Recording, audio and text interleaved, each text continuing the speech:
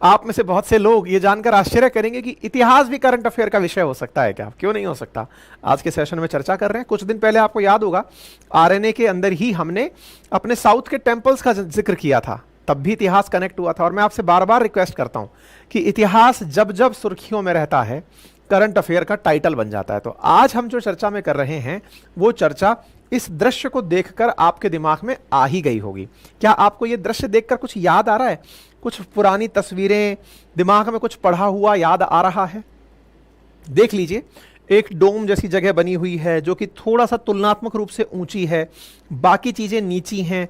और अगर आप इतिहास के विद्यार्थी रहे हैं तो आपको ये जगह ध्यान होगी कि इसे साइटेडल कहा जाता है। अगर ध्यान आ जाए तो बढ़िया है, जो समझदार पढ़े लिखे हैं, थोड़ा बहुत जो हिस्ट्री से कनेक्शन में है वो याद करके बताएं।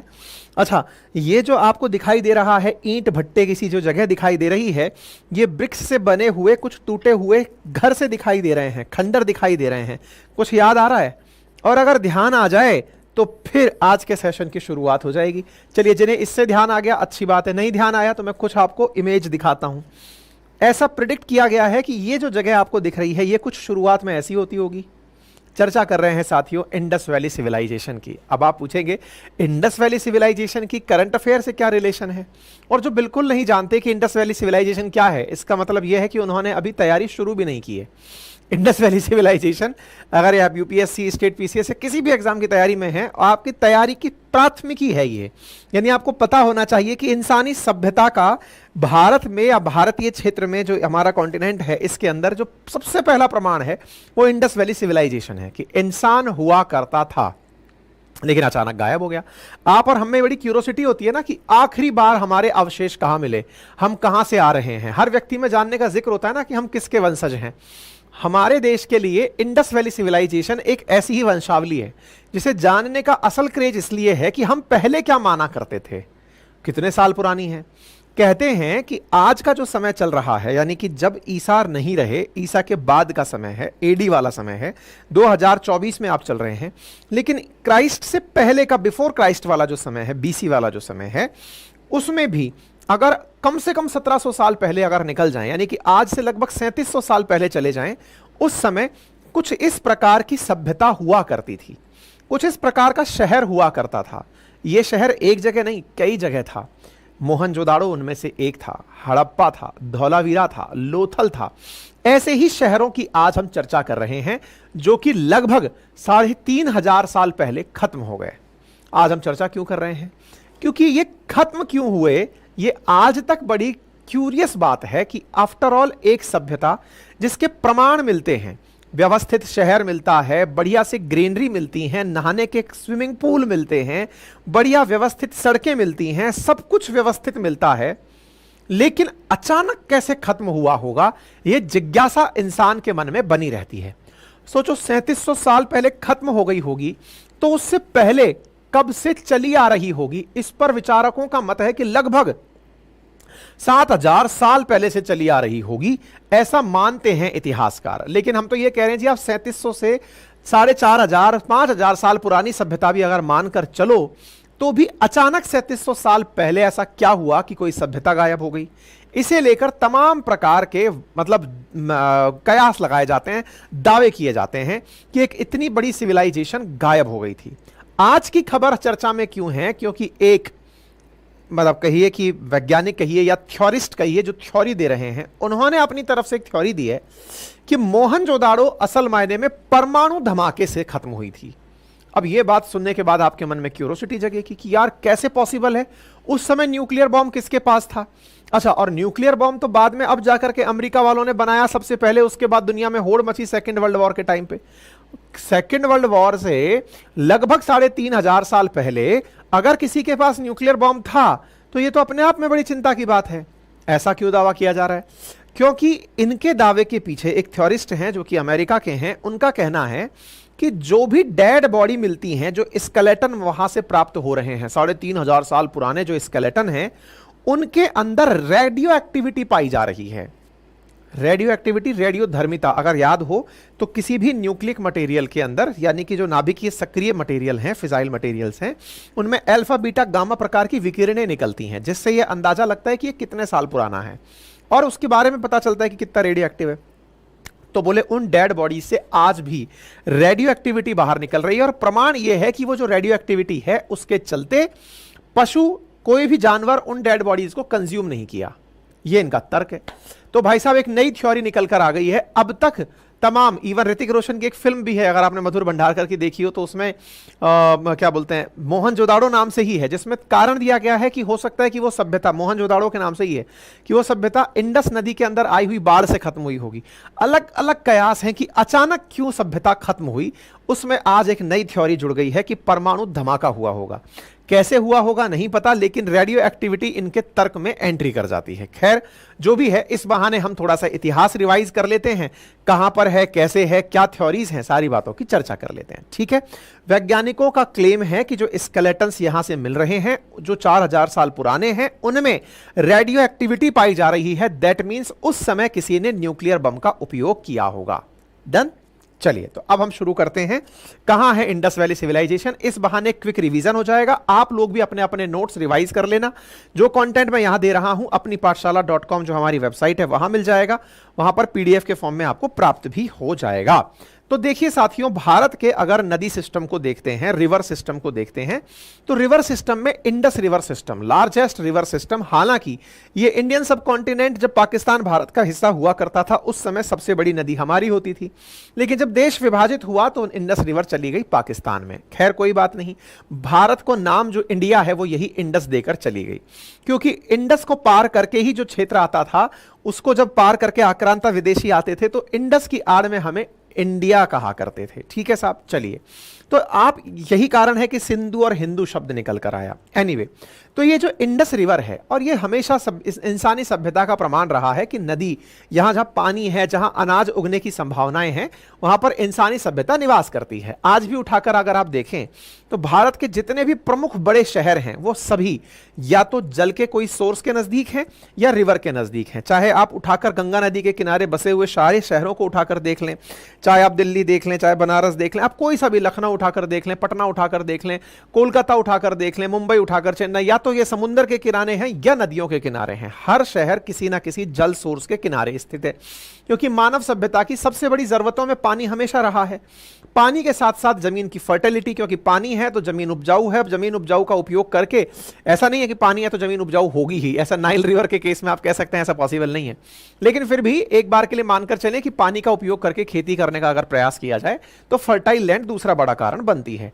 हम ये सब जानते हैं कि पाकिस्तान में, भारत और पाकिस्तान का जब विभाजन हुआ तो भारत की अधिकांश जो फर्टाइल भूमि थी वो पाकिस्तान के पास चली गई थी। ठीक है साहब। इंडस रिवर सिस्टम उनमें से एक है, और ऑब्वियस सी बात है कि इंडस और इंडस की सहायक नदियां जिन्हें हम पढ़ते हैं, चेनाब, मतलब सीजेआई और आरबीएस के नाम से जिन्हें हम पढ़ते हैं, रावी, ब्यास, सतलज, चेनाब, इंडस और झीलम, इन नदियों के आसपास इंसानी सभ्यता का निवास स्थान रहा होगा। ठीक है साहब।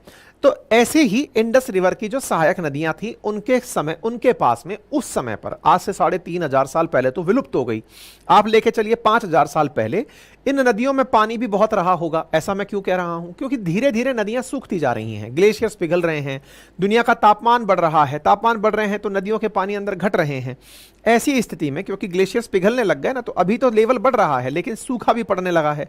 उस समय हो सकता है कि पानी बहुत रहा होगा, तो उस समय पानी के वजह से जो धारा प्रवाह है, मतलब जो नदी का प्रवाह है, वो भी हो सकता है, क्योंकि नदियां अपना स्थान बदलती रहती हैं, बहने का स्थान चेंज करती रहती हैं, तट छोड़ती रहती हैं नदियां, तो हो सकता है कि कभी कहां रहा हो उससे थोड़ा दूर आगे सरक के चला गया हो। जैसे हाल ही में मैंने इजिप्ट के बारे में आपको एक न्यूज़ पढ़ाई थी आरएनए में, अगर याद हो, कि मैंने कहा था कि इजिप्ट के अंदर वो जो स्तूप बने हुए हैं वो सब बने कहां हैं, तो बोले वो नाइल रिवर के किनारे ही बने हुए थे, लेकिन बाद में नाइल रिवर वहां से शिफ्ट हो गई। ठीक है। खैर, फिलहाल के लिए इंडस सिविलाइजेशन के बारे में भी यही कहा जा रहा है कि इस रिवर के आसपास बड़ी मात्रा में सभ्यता का विकास हुआ।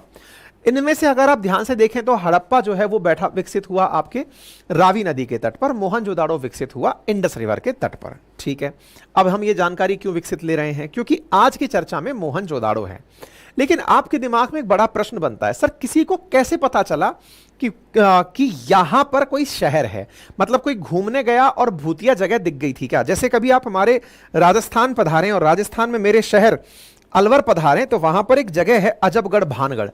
आप अजबगढ़ भानगढ़ जाएंगे तो बड़ा ही खंडर सा शहर है, डरावना शहर है। आर्कियोलॉजिकल सर्वे ऑफ इंडिया ने वहां पर पोस्टर लगा रखा है कि ये हॉन्टेड प्लेस है, भयावह शहर है, टूटा हुआ जगह है एकदम। वहां लोग जाते हैं और उसकी हॉन्टेडनेस को फील करने का प्रयास करते हैं। खैर कोई नहीं जी, फिलहाल के लिए हम अपने केस में अगर बात करें तो जब मोहनजोदाड़ो की चर्चा होती है तो दिमाग में प्रश्न बनता है कि क्या ये भी खंडर की तरह से किसी को दिख गया था क्या, या खुदाई करके निकाला गया है? और खुदाई करके निकाला गया है तो क्यों निकाला गया है, ये दिमाग में क्यूरोसिटी आने लगती है।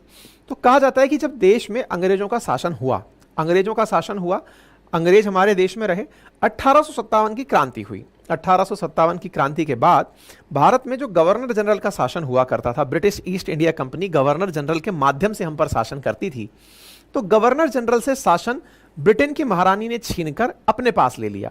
यानी 1858 से ही हम लोग डायरेक्ट ब्रिटिश हुकूमत के अंडर में चले गए। पहले हम कंपनी के अंडर में होते थे, फिर उसके बाद हम ब्रिटिश हुकूमत के अंडर में हो गए और वायसराय की जगह देश में आकर बैठ गया गवर्नर जनरल की जगह हमारे देश में आकर बैठ गया वायसराय। ठीक है साहब, चलो यहां तक समझ में आया। अब महारानी जी के कब्जे में चीजें चली गई तो देश के बारे में जानकारी जुटाने का प्रयास किया गया। उसी क्रम में सबसे पहले देश में स्थापित हुआ आर्कियोलॉजिकल सर्वे ऑफ इंडिया, यानी कि यह तलाशा जाए कि इंडिया का असल ओरिजिन क्या है। भाई ये क्षेत्र अगर बसा है तो यहां पर बुद्धिज्म के बहुत प्रमाण मिलते हैं, तो चलिए तलाशते हैं कि बुद्धिज्म और कहां कहां तक फैला हुआ था इंडिया के इतिहास में। इस काम को सौंपने के लिए ब्रिटिश ईस्ट इंडिया कंपनी ने आर्कियोलॉजिकल सर्वे ऑफ इंडिया की स्थापना की और अलेक्जेंडर कनिंघम को, जो कि एक ब्रिटिश फौज के अफसर थे, उनको इसका अध्यक्ष बनाकर भेज दिया, डायरेक्टर बनाकर भेज दिया कि साहब आप जाइए और इंडिया का इतिहास खोजिए। यह जानना उनके लिए क्यों जरूरी था? उनके लिए जरूरी इसलिए था क्योंकि इंडियंस को किस तरह से उनकी थॉट प्रोसेस को परिवर्तित करने में इतिहास का उपयोग किया जाए। क्योंकि अगर आपको कोई तार्किकता के साथ ये कहे कि तुम्हारे पूर्वज यार कचरा बीनते थे भाई, तुम्हारे पूर्वज तो है ना गंदगी उठाते थे यार, तो आपको लगेगा कि यार मेरे पूर्वजों ने ऐसा क्यों किया और तुम्हारे पूर्वज इतने पढ़े लिखे क्यों थे। एक मन में हीनता का भाव पैदा करने के लिए उनको पुरानी चीजें याद दिलाई जाएं। तो इन्होंने इंटेंशनली ये चाहने का प्रयास किया कि इनके पूर्वजों पर टिप्पणी करेंगे तो ये अपने आप हमसे सुप्रीमेसी के मामले में डरे हुए फील करेंगे। उसको वो कहते भी थे व्हाइट मैन्स बर्डन, कि हमको तो ईश्वर ने भेजा है आप लोगों को सभ्य करने के लिए, और हम इतिहास खोज खोज कर बताएंगे कि देखो तुम लोग कितने बकवास हुआ करते थे, तुम लोग तो सपेरे थे, तुम लोग तो बस सांप नचाया करते थे। कोई बात नहीं साहब, हम लोगों के बारे में जानने की जिज्ञासा इन लोगों ने विकसित की। चलो कोई बात नहीं, जिज्ञासा में ये लोग खुदाई करने निकले। कनिंघम को भारत के बारे में कोई जानकारी थी नहीं ज्यादा, तो उसको एक व्यक्ति की किताब पढ़ने का मौका मिला जिसका नाम मेसन था। अब ये मेसन कौन था? ये असल में एक ब्रिटिश सिपाही हुआ करता था। 1827 में मेसन, जैसे कुछ कलाकार नहीं होते हैं, जैसे कोई सेना में है, कोई पुलिस में है, कोई टीचर है, कोई कुछ भी है, उनको कुछ लिखने का, कुछ घूमने का, सोलो ट्रैवल करने का शौक होता है। तो ऐसे मेसन को घूमने का शौक था, तो वो देश भर की चीजों को उठता हुआ, लिखता हुआ, सिक्के बीनता हुआ घूमता था। सिक्के बीनने में उसको इतना इंटरेस्ट था इंडिया के क्षेत्र में कि उसने सरकारी नौकरी छोड़ दी। पंजाब में कई ऐसी जगह पर वो गया जहां से उसे ऐसे विचित्र प्रकार के सिक्के मिले, कुछ ऐसी चीजें मिली जिनको लेकर वो अपनी किताब में लिखता चला गया। देखिए, आप और हम किताब पढ़ने की आदत नहीं जा रखते, लेकिन अंग्रेजों के बारे में एक विशेषता जो आपको सीखनी चाहिए, मतलब मैं खुद भी सेल्फ मोटिवेट होने का कई बार प्रयास करता हूं इस चीज से। आप और हमारी जिंदगी में तो केवल जरूरत भर की किताबें पढ़ लें तो ही हमारा जीवन सफल बनता है। ये लोग इंटरेस्ट के तहत किताबें पढ़ते भी हैं, किताबें लिखते भी हैं। मतलब जो भी व्यक्ति है वो ये नहीं सोचता कि मैं आईएएस बनूंगा तो ही किताब लिखूंगा, या मैं राजनेता बनूंगा या आरबीआई का गवर्नर बनूंगा तो ही मैं किताब लिखूंगा। ये वो लोग हैं जो अपने अनुभव लिख लिख करके चले जाते हैं। भाई ठीक है, मेरे जाने के बाद अगर किसी को रिलेवेंट लगे तो देख लेना। ऐसे ही इस जेम्स लुइस नाम के व्यक्ति को, जिसे कि चार्ल्स मेसन के नाम से भी जाना जाता है, इसने भारत में जगह जगह घूम करके कुछ ऐसी चीजें कलेक्ट की और कलेक्ट करके उसने अपनी एक पुस्तक लिख दी, एक डायरी लिख दी। डायरी लिखकर इसलिए कि आने वाली पीढ़ियां इसको पढ़ती रहें। उसने आसपास के जो क्षेत्र थे, अफगानिस्तान, पंजाब, इन सब क्षेत्रों को घूमा और अपने अनुभव लिखे। मेसन की किताब को कनिंघम ने पढ़ा। अब आप विचार कीजिए, मेसन ने देश में घूम करके जानकारी जुटाई, जानकारी में उसे कुछ ऐसे अवशेष मिले जिनमें से हड़प्पा का भी उसको अवशेष मिला। वो तलाशने तो बुद्धिज्म गया था, लेकिन उसको यहां पर अवशेष मिले। तो उसने कहा कि यार चलो और खोजते हैं। जानकारी को उसने पुस्तक में लिखा। कुछ तस्वीरें मार्केट में उपलब्ध भी हैं कि मेसन ने इस प्रकार से रूप लेकर के दुनिया घूमी होगी। सब मेसन महाराज घूमते हुए निकले। मेसन की किताब को कनिंघम ने पढ़ा। कनिंघम ने पढ़ा तो उसके दिमाग में एक थॉट प्रोसेस आया कि मेसन पंजाब वाली साइड की बात कर रहा है, अफगानिस्तान वाली साइड की बात कर रहा है, पाकिस्तान वाली साइड की बात कर रहा है कि वहां पर कुछ विचित्र चीजें दिखाई दी हैं। तो भाई साहब उन्होंने उस किताब को पढ़कर हड़प्पा के बारे में एक विचार विकसित किया और सोचा कि हो सकता है वहां पर कोई बुद्ध स्तूप रहा हो। गौतम बुद्ध के समय में कई स्तूपा बने थे, तो हो सकता है वहां पर चलते हैं। कोई बात नहीं साहब। तो कनिंघम ने अपने द्वारा कुछ उस क्षेत्र के बारे में जानने का प्रयास किया। समय बीतता गया, अंग्रेजों में एक इंटरेस्ट क्रिएट होने लगा कि कुछ तो था, मतलब ये लोग अभी जो दिख रहे हैं ऐसे तो नहीं थे, इनका कुछ तो इतिहास था। ठीक है साहब, समय बीतता गया। वर्ष आया 1904 का। आर्कियोलॉजिकल सर्वे ऑफ इंडिया के अंदर नए डायरेक्टर बने जॉन मार्शल। जॉन मार्शल ने दयाराम साहनी को काम सौंपा कि आप जाइए और हड़प्पा नामक जगह की जाकर के खुदाई करिए, हड़प्पा की खुदाई करिए। ये वाला टास्क उनको दे दिया गया। साहब जॉन मार्शल के कहने पर दयाराम साहनी जाते हैं और जाकर के हड़प्पा की खुदाई करते हैं। हड़प्पा की खुदाई करते हैं और साथ में एक और व्यक्ति जिसका नाम है डी.आर. भंडारकर और आर.डी. बनर्जी, उनको टास्क दिया जाता है कि आप मोहनजोदड़ो की खुदाई करिए। मतलब यहां पर लगता है कि कुछ मटेरियल डला हुआ है, आप जाकर खोदिए उसे, ढूंढिए उसे। ये जाकर के यहां पर खुदाई करने लगते हैं। दोनों ही जगह जब खुदाई होने लगती है तो कुछ समानताएं मिलने लगती हैं कि यार मोहनजोदाड़ो और हड़प्पा दोनों ही एक जैसी मिल रही हैं, ब्रिक्स दिखाई पड़ रही हैं, लग रहा है कि समकालिक हैं। दोनों की बातों को इकट्ठा किया गया। जॉन मार्शल ने लंदन में अपनी एक मैगजीन के माध्यम से इस बारे में जनता के सामने अनाउंसमेंट कर दिया कि हमने दुनिया की एक पुरानी सभ्यता खोज निकाली है। चूंकि ये उस समय इंडस रिवर के नजदीक थी, इसलिए इसका नाम दिया गया इंडस वैली सिविलाइजेशन, यानी कि सिंधु घाटी सभ्यता। बात समझ में आई? चूंकि पहली खोज हड़प्पा के पास हुई थी, इसलिए इसे हड़प्पन सिविलाइजेशन भी नाम दिया गया। ठीक है साहब, तो आपके सामने यह बात समझ में आ गई कि राकल दास बनर्जी, जिन्हें आर के बनर्जी कहते हैं, John Marshall, R D Banerjee, Dayaram Sahni, ये वो लोग थे जिन्होंने मिलकर के इस खुदाई को किया और जानकारी को जुटाना शुरू किया। मोहनजोदाड़ो की खुदाई की गई। खुदाई से मतलब था कि मिट्टी को हटा हटाकर देखा गया कि इसके नीचे क्या दब गया, मिट्टी कहां से आ गई। अगर आप भी आज अपना घर साफ करना बंद कर दें, धीरे धीरे मिट्टी का स्तर बढ़ता चला जाता है, लेवल बढ़ते चले जाते हैं, बहुत से घर धंसते चले जाते हैं, तो मिट्टी का स्तर, मिट्टी के अंदर मोहनजोदाड़ो दब गया था, तो उसे खोदकर निकाला गया। खुदाई चलती रही। 1925 से यह काम शुरू हुआ, 1931 तक चला। मोहनजोदाड़ो के अंदर बहुत सारा ऐसा स्थान मिला जिसे सोचकर आज भी आप हैरान हो जाएंगे कि यार ये कैसे पॉसिबल है। मतलब बोले क्या पॉसिबल है कि कोई व्यक्ति इतना व्यवस्थित तरीके से कैसे रह सकता है। बोले क्यों? आज से 3,500 साल पहले भी ऐसे घर बने हुए थे जिनके आसपास प्रॉपर तरीके से 10-10 फीट की चौड़ी सड़कें, साथ में घरों में प्रॉपर ड्रेनेज सिस्टम। आज भारत सरकार अमृत मिशन जारी करके 500 शहरों के अंदर नालियां पहुंचाने का काम कर रही है। आप विचार कीजिए, सीवेज खोदने का काम किया गया है।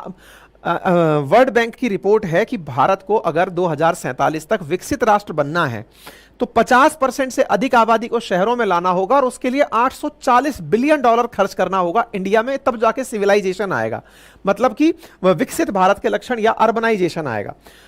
विचार कीजिए कि उस दौर में मोहनजोदाड़ो जैसे जो शहर थे, वो शहर जमीन की खुदाई करके इस प्रकार से विकसित हुए शहर थे कि वो लोग प्रॉपर नालियों के साथ घर बनाकर रखे हुए थे। यानी उनके पास में प्रॉपर तरीके से ड्रेनेज सिस्टम था। घरों के बाहर ऐसी नालियां थी कि घर का पानी निकलेगा, सेंट्रल नाली में जाएगा, नालियां ढकी हुई थी, फिर उन नालियों का पानी निकल करके कहीं और जाएगा। आप में से कुछ लोग कहेंगे नालियों की चर्चा कर रहे हैं, ये कौन सा बड़ा चमत्कार है। भाई साहब, आज हमारा देश आजादी के 75 साल पूरे कर लिया, तब भी भारत में, मतलब आप अपने शहर में छोड़िए, आप अपने शहर में, कस्बे में जाके देखिएगा, ऐसी बहुत सी कॉलोनियां होंगी आज भी उन्हें नाली का मतलब नहीं पता है, ड्रेनेज क्यों होना चाहिए नहीं पता है, सड़कों पर पानी भरा हुआ है।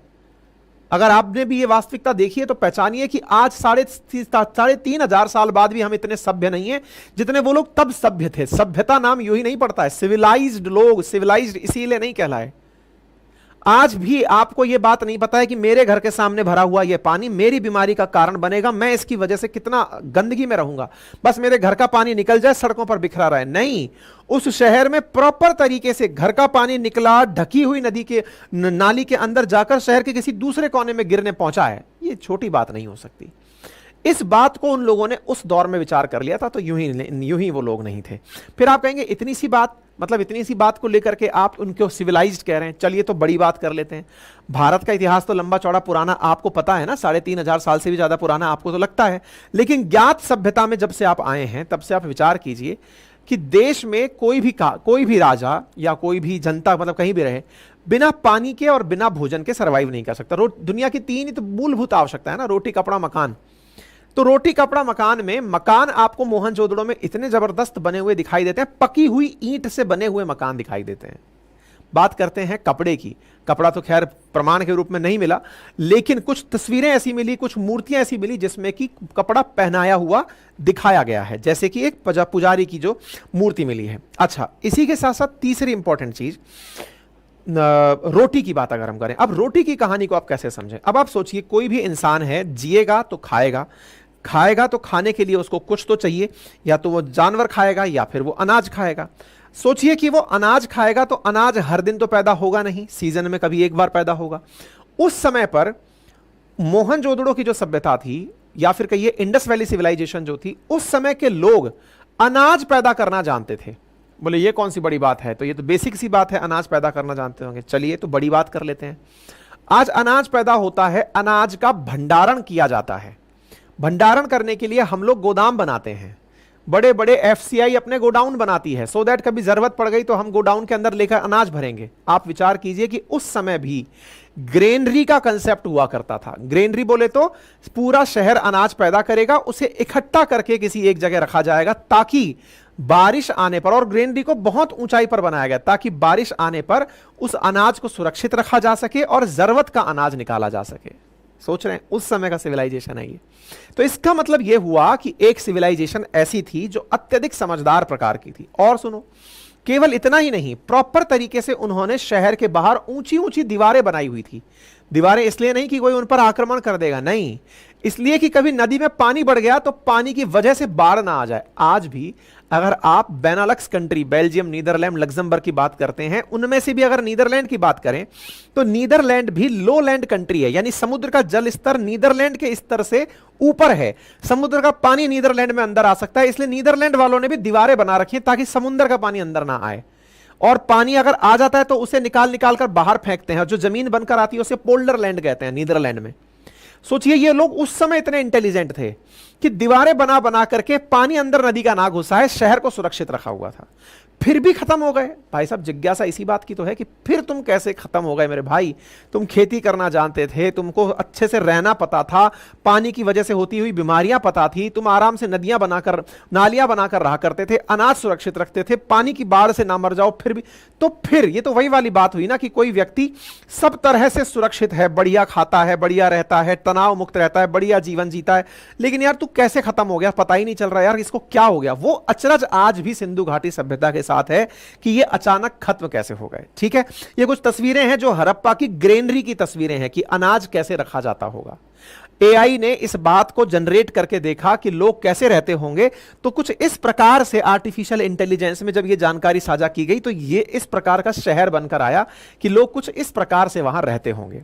तो इंडस वैली सिविलाइजेशन में ग्रेनरी थी, ग्रेनरी के साथ साथ यहां पर ग्रेट बाथ पता चला मोहनजोदड़ो के अंदर, जो केवल मोहनजोदड़ो में पता चला। इसमें क्या था, बोले लोग बकायदा नहाने के लिए एक स्विमिंग पूल का उपयोग किया करते थे। अब यह भी बात अपने आप में बड़ी इंटरेस्टिंग है। स्विमिंग पूल, स्विमिंग पूल कैसे, देखो साहब, और यह केवल एक ही जगह मिला है, इसका यह प्रमाण है। लगभग 2.5 मीटर गहरा गड्ढा खुदा हुआ है, चारों तरफ से वाटरप्रूफ है, यानी कि पानी अगर भर दिया जाए तो वह पानी आसपास की दीवारों में नहीं घुसेगा। दीवार को पूरी तरह से वाटरप्रूफ, लीक प्रूफ किया हुआ है। प्रॉपर तरीके से स्टेप बना बना करके यहां पर लोग रहते हैं, और साथ में स्टेप बनाकर जाने का रास्ता है। साथ में ये जो जगह आपको दिख रही हैं, ये सारे चेंजिंग रूम हैं, यानी कि नहाने के बाद कपड़ा। आज भी अगर आप स्विमिंग पूल में नहाने जाते हैं तो स्विमिंग पूल के बाहर 2 कमरे बने होते हैं, पहले आप नहाइए, कपड़े चेंज करिए, फिर जाकर आप पूल में एंट्री करिए। भाई साहब, पूल में एंट्री करने के लिए इस तरह से कमरे यहां बने हुए हैं, उस समय का प्रमाण है ये। तो भाई साहब, निश्चित ही ये बहुत ज़्यादा क्यूरियस जगह है। ये नालियां बनी हुई हैं, आप तस्वीरें देखें, आज भी खुदाई में ये निकल कर आती हैं कि किस प्रकार से घरों से नालियां निकल कर गई हुई थी। ये सब बातें जब थी तो आपको ये पता चल गया कि लोग वहां पर कृषि करने का कार्य, मेजर कार्य करते थे, बढ़िया से रहते थे। तो भैया तुम खत्म कैसे हो गए। और सुनो, बोलते कैसे थे यार। इंटरेस्टिंग बात यह है कि सिंधु घाटी सभ्यता के जितने भी प्रमाण मिले हैं उसमें किसी को भी अभी तक भाषा समझ नहीं आई है कि ये लोग बोलते क्या थे। हां, उस समय की कुछ सीलें मिली हैं, यानी कि हो सकता है उनके बीच में वस्तु विनिमय का आधार कोई सील होती हो। पता चला है कि मेसोपोटामिया के साथ उनका व्यापार हुआ करता था वाया लोथल, गुजरात के अंदर जो लोथल है वहां से मेसोपोटामिया, मेसोपोटामिया बोले तो इराक, आज का इराक, ठीक है ना, टिग्रिस और यूफ्रेटस नदी के बीच की जो जगह है वहां से इनका व्यापार हुआ करता था। व्यापार के समय कुछ सील इधर से उधर एक दूसरी सभ्यता में मिली हैं। सीलों में इस तरह से जानवर का प्रमाण मिला है, पता नहीं क्या लिखा हुआ है, ये जो भाषाएं हैं इसका क्या मतलब है किसी को नहीं पता है। ये लोग इस भाषा में क्या बात करते थे, रिसर्च लगातार चल रही है कि ये क्या भाषा यूज किया करते थे। ठीक है, एक और ऐसी ही सील मिली है जिसमें कि एक व्यक्ति है, व्यक्ति के ऊपर सींग बने हुए हैं, उसके चारों तरफ पशु हैं, पशुओं को इस प्रकार से दिखा गया है। कयास लगाया जाता है कि सिंधु घाटी सभ्यता के समय इंसान पशुपतिनाथ की पूजा किया करता था। हालांकि इस पर बहुत सारे विचारक बटे हुए हैं, लेकिन जिस प्रकार से कई पशुओं को यहां पर इनके आसपास चक्कर काटते हुए दिखाया है, इससे लेकर प्रिडिक्शन लगाए जाते हैं कि हो सकता है कोई व्यक्ति इस तरह से पूजा जाता हो भगवान शिव के रूप में, जिसको पशु मानते हो, पशुपतिनाथ भगवान शिव को माना जाता है, तो बोले उस तरह के प्रमाण यहां पर मिलते हैं। ठीक है, इस तरह की कुछ लेखनी मिलती है जिसका प्रमाण अभी तक नहीं पता चला है कि यह लिखा क्या है, बस मिल गया। इसके आधार पर लग रहा है कि यह कोई कॉइनेज है या फिर सील है जो चल रही है, जिसको ये लोग आपस में यूज करते हुए होंगे। कुछ तस्वीरें भी यहां से खुदाई में मिली हैं, जिसमें से डांसिंग गर्ल इंडिया के पास है, और ये जो पुजारी जी की तस्वीर है, पुजारी की जो मूर्ति है, ये इस समय पाकिस्तान के पास है, क्योंकि मैक्सिमम क्षेत्र मोहनजोदड़ो, हड़प्पा, ये वाला जो क्षेत्र है इंडस वैली सिविलाइजेशन का, ये वर्तमान पाकिस्तान में है। तो डांसिंग गर्ल जो उस खुदाई में मिली है ये इंडिया में है। ठीक है साहब, तो इस प्रकार से यहां पर ऐसे ऐसे प्रमाण मिले। तो अब सवाल बिना कि साहब खत्म कैसे हुए, तो अलग अलग लोगों ने अलग अलग थ्योरी दी, किसी को भी कुछ नहीं पता है, सब लोग केवल टप्पा मारते हैं। पहला टप्पा मारा गया कि किसी ने बाहर से आक्रमण किया होगा, ये एक थ्योरी है। कुछ लोगों का कहना है क्लाइमेट चेंज हुआ होगा, मतलब जलवायु परिवर्तन हुआ, सब लोग उसके अंदर समा गए। कुछ का कहना है कि आकाश से कोई उल्का पिंड आकर गिरा होगा, एकदम पूरी धरती समाप्त हो गई डायनासोर के साथ साथ। कुछ लोगों का कहना है कि साहब हो सकता है कि यहां पर इंडस रिवर में बहुत ज्यादा बाढ़ का पानी आ गया हो और उस बाढ़ के पानी के अंदर पूरा पूरा शहर दब गया हो। इन तमाम कयासों के बीच में बहुत से ऐसे कयास निकल कर आते हैं कि भाई साहब कुछ भूकंप जैसी घटना हुई होगी जिससे घर मलबे में टूट गए और मलबे में टूट करके लोग उसके अंदर दब गए। लेकिन उन्हीं में से एक कयास आज सुर्खी बना हुआ है, और वो ये है कि उस समय कोई परमाणु बम फटा होगा, और परमाणु बम फटा होगा, किसने फाड़ा होगा नहीं पता। क्लेम करने वाले वैज्ञानिकों का मानना है हो सकता है एलियंस धरती पर आए हों और उन्होंने परमाणु बम फोड़ा हो, पूरी की पूरी संतति को नष्ट करने के लिए। लीजिए परमाणु बम डाला, खत्म। तो 4000 साल पहले न्यूक्लियर वॉर हुई होगी और एलियंस ने आकर न्यूक्लियर बम डाला होगा। इस प्रकार की एक कॉन्स्पिरेसी थ्योरी है। कॉन्स्पिरेसी थ्योरी का मतलब कोई हाथ पैर नहीं है, जैसे कोई कह रहा है कि भूकंप आया होगा, कोई कह रहा है पानी बरस गया होगा, कुछ कह रहा है, कोई कुछ कह रहा है। एक साथ इतनी सभ्यता कैसे खत्म हो सकती है, इसका किसी को अंदाजा नहीं है। भाई हो सकता है कि कुछ लोग, भूकंप आता है तो सब लोग नहीं मरते, बीमारी फैलती है तो भी सब लोग एक साथ 100% फर्टिलिटी कैसे पॉसिबल है, और मिलती तो कोई ऐसा प्रमाण मिलता कि जिसमें आदमी, तो बोले कुछ तो ऐसा हुआ था, तो कुछ ऐसा हुआ था। तो 2-3 घटनाएं धरती पर ऐसी हैं जिनका आज तक किसी को जवाब नहीं है। जैसे कुछ लोगों का कहना है कि डायनासोर हुआ करते थे, होते हैं, मतलब प्रमाण मिलते हैं, फॉसिल्स मिलते हैं डायनासोर के बाकायदा, और सिंधु घाटी सभ्यता में इंसान के प्रमाण मिलते हैं। तो कुछ लोगों का कहना है कि अर्थ पर बहुत से उल्कापिंड आकर गिरते रहते हैं, तो हो सकता है कभी एक ऐसा उल्कापिंड आकर गिरा हो अर्थ के ऊपर जिससे पूरी धरती पर भयंकर भूकंप आया हो और कोई भी ना बचा हो सकता है सेलेस्टियल बॉडी कोई आकर टकराई हो और उसकी वजह से धरती, और ऐसी बहुत सी एनिमेशन वाली मूवीज बनी हुई हैं कि कैसे डायनासोर खत्म हुए, कैसे सिंधु घाटी सभ्यता खत्म हुई।